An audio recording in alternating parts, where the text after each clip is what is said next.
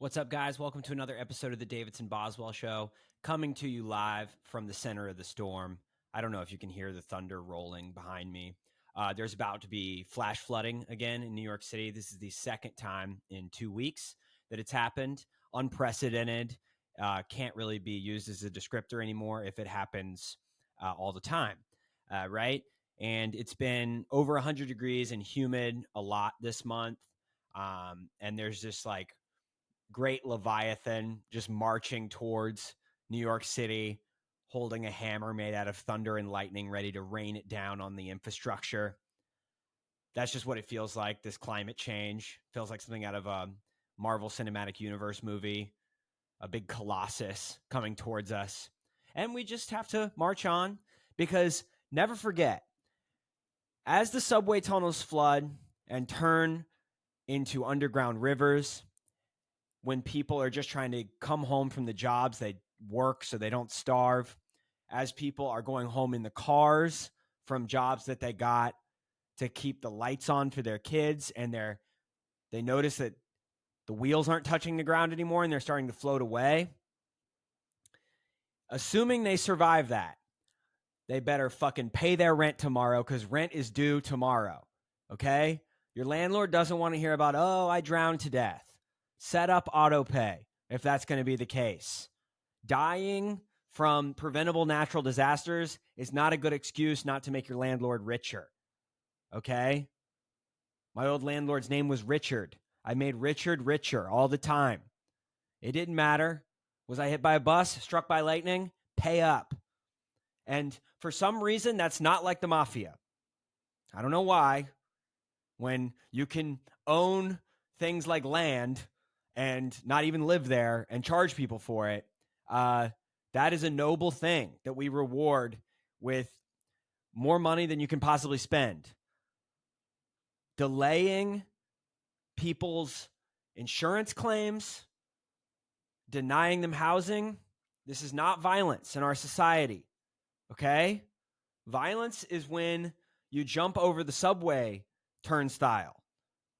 That is being a bad citizen. You're not funding the MTA. Not like Andrew Cuomo when he took a bunch of money from the MTA and gave it to a ski resort in upstate New York.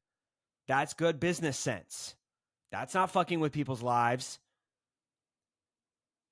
Panhandling on the subway, that is a nuisance. That is why we need 35,000 police officers, which would rank among the top 100 of standing armies in the world, just for one city. And you better fucking be at your job tomorrow, assuming you survive the floods. Gallows humor for you guys. So I went on a date last night, and it was pretty good. And afterwards, I left the bar. I was walking with the lady towards another bar, and we come upon a man who is splayed out on the ground. His pants are around his ankles. His dick is out, full display. He's cracked the back of his head on the sidewalk. His eyes are rolled back into his head. White dude, early 30s, eyes kind of flitting, like barely open, obviously concussed, half naked. His iPhone is splayed off to the side,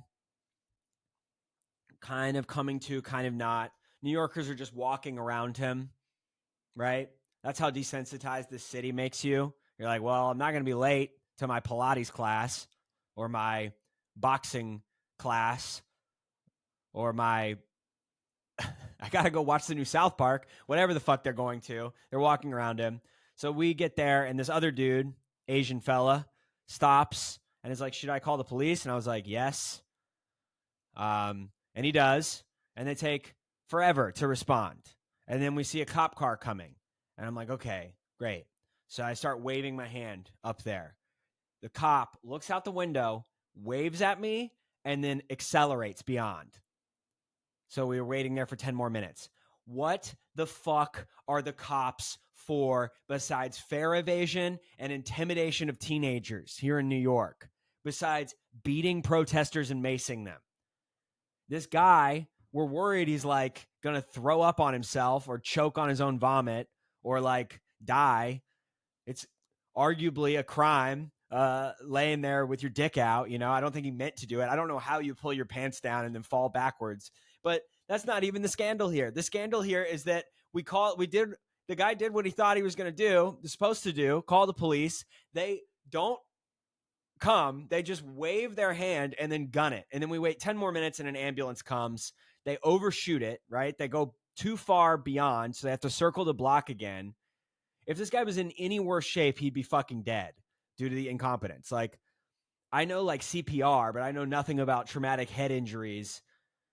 And meanwhile, this guy's starting to stir. He actually asked the girl I was with to pull his pants up. She politely declined. And I'm not sure I would either. I think he was mildly embarrassed, but he obviously needed help.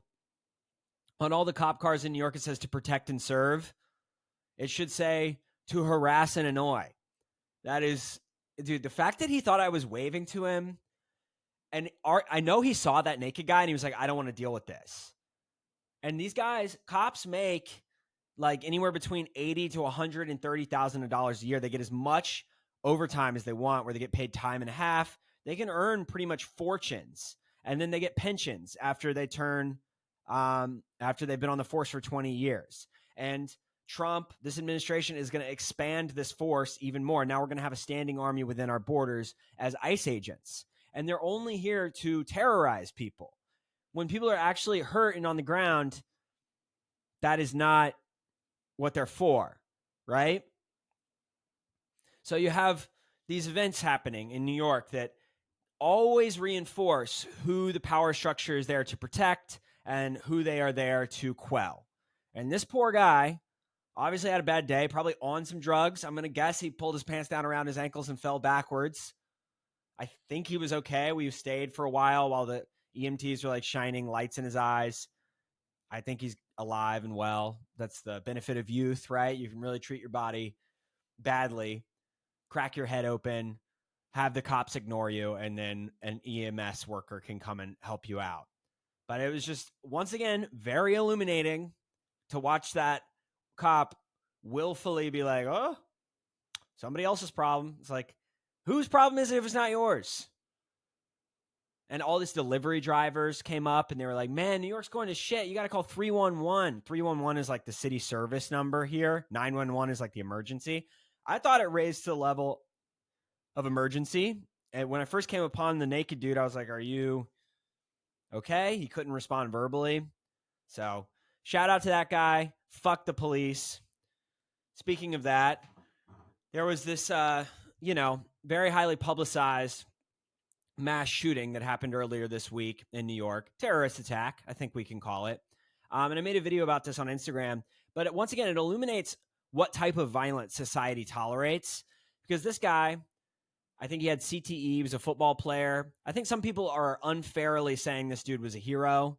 I think he just indiscriminately shot people, and that does not make you a hero in my book. I have many quibbles with anarchist violence because it generally just opens whirlpools of chaos in societies and sucks everyone down with it, right? If you're going to do something, you need to be like Luigi, screw in the silencer, approach the one CEO and pop and squeeze 2 shots off. You cannot just like spray around a bunch of bullets. That is not effective. Not good. I'm starting to sweat. You guys can see how freaking hot it is here in my apartment. But I'm, when he shot that cop, he shot a security guard. He shot a woman that worked for Rudin Management, which is a management company. She was 28 years old. And then she shot the CEO of the private real estate acquisition division of Blackstone, which is the largest property owner here in the United States. They buy up trailer parks and single-family homes, raise the price on people who are already drowning in credit card debt. They intentionally target zip codes where the people have no wiggle room whatsoever, so they're incredibly pliant debtors, very easy to manipulate. Getting a text here. And it's just nakedly evil, and it leads to homelessness, which leads to death, which is violent. Right? Removing people from their shelters, a fundamentally evil thing to do. And it was really interesting when I read the obituaries for these 4 people. The 3 that died beside her, they emphasized their profession a lot in the obituaries. They were like, they were dedicated public servants. They were very good at their job. But the media is not going to say that this woman is very good at her job. She made $9,000 a second in her job. A minute, not a second, a minute in her job. She was a multi-millionaire on the backs of making people homeless. And to say you're good at that means that you're a really effective demon. So there's all this discourse in society about why Americans lash out at each other and why we're so angry with one another all the time. And I think it has a lot to do with feeling extremely powerless in society, because there are people like this woman who got shot that make people homeless, raise their rent, eliminate the ability for them to ever dream of a life where they own a home where they can raise a family in. She's responsible for returning us to a type of feudalism where you just work on a bank's town. You might as well make script too. Invent a currency that only goes to Blackstone so you can fully make people slaves. And they instead emphasized that she was like a mother of 2, which is exactly what they did to Brian Thompson. They were like, oh, he's a father of 2. It's like, well, yeah, a lot of people, Netanyahu has children, Trump has children, Biden has children. That doesn't make them good people. A lot of people can procreate. It's about what you do in your life, you know? It's about modeling behavior. It's about you can make enough money to exist, particularly if you go and this is the thing. She went to Yale, I think. And you have the pick of your litter. If you go to an Ivy League school, you can be rich, essentially. That's the bargain, you know? It's the feeder. Those are the feeder institutions for our rich and powerful. You can pick something slightly less cartoonishly evil than making it so that no one has a house anymore. And everyone either has to rent or starve or be homeless or be in just debt peonage for the rest of their life. So when a bullet kills you, people are going to shrug. And then that's going to be not attributed to the fact that that woman was making people's lives worse. It's going to be attributed to the fact that Americans or society in general has just become desensitized and more violent. But these things are one and the same. They're intimately related and connected.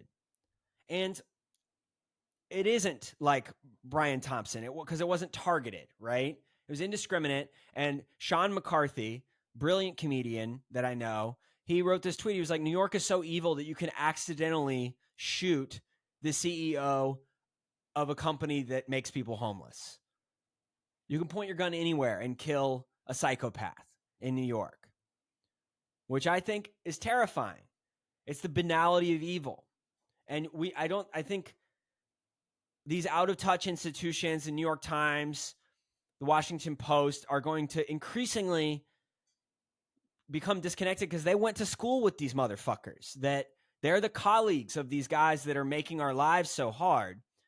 And to them, they're Belinda, right? Who has a great taste in interior design and loves Pinot Grigio. They're not what they're doing to society. And and that strata of people only perceive each other as people. We're all just numbers on a ledger to them.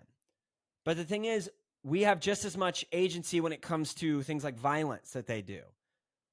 It's like that scene in Batman where the rich guy was like, we gave you all this money, and Bane puts his hand on his shoulder and he's like, do you feel in charge right now? The masses have an enormous amount of power.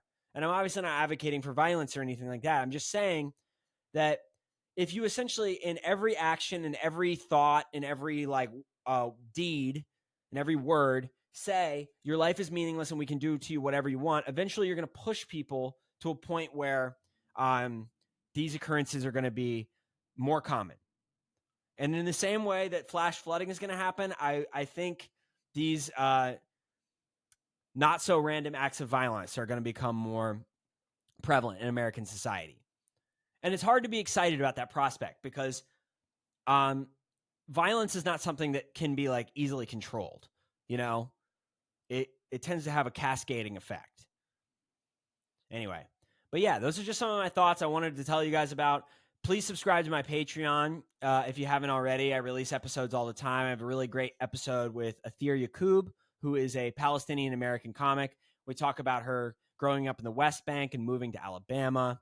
Really cool. I'll put that in the comments of the video, my Patreon.